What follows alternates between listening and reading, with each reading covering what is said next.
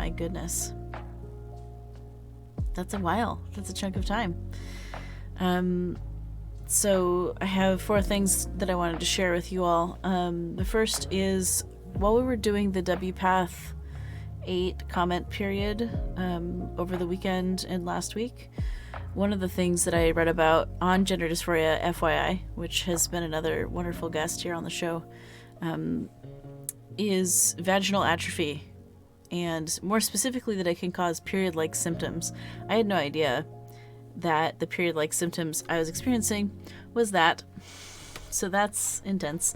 Like, I'm having cramps, but no like other symptoms. And so I was like, wow, it's really weird that I keep having these cramps, and that's what's happening. So, read 8 hours of medical documentation on the trans experience, learn one new thing.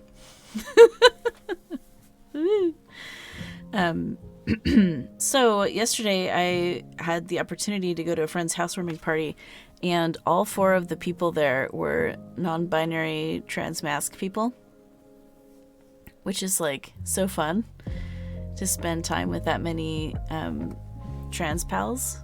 And so we talked about things like you do, and one of the things one of them mentioned is dilating and using localized estrogen, like estrogel, to help combat the vaginal atrophy thing that I learned about a couple days prior. And so it's funny because trans capybara already has to do dilating because, she has a neovagina, and that's a thing. And so it's interesting how being trans in any direction does weird things to one's vagina. So yes, those are all things that I learned about that this week. What else?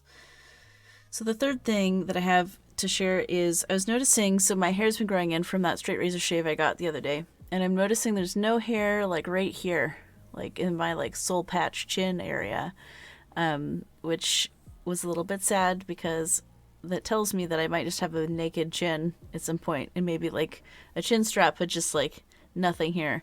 So I started putting minoxidil here again just for 2 days. Minoxidil is a hair growing tonic like thing.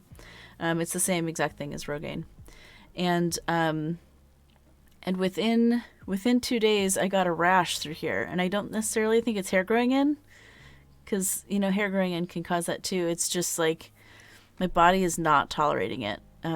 Like I used it for 3 or 4 months without a problem, and then I started having a problem, so I stopped using it. And even now, like just using it for 2 days, not even several months, it again is causing this rash. So that's a struggle. I may just have to make peace with having a chin strap beard situation and not anything right here.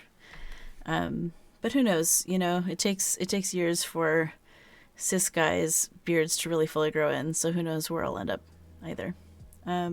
Okay, so the last thing on my list is I just want to wish all trans people the confidence to present as the gender that they are.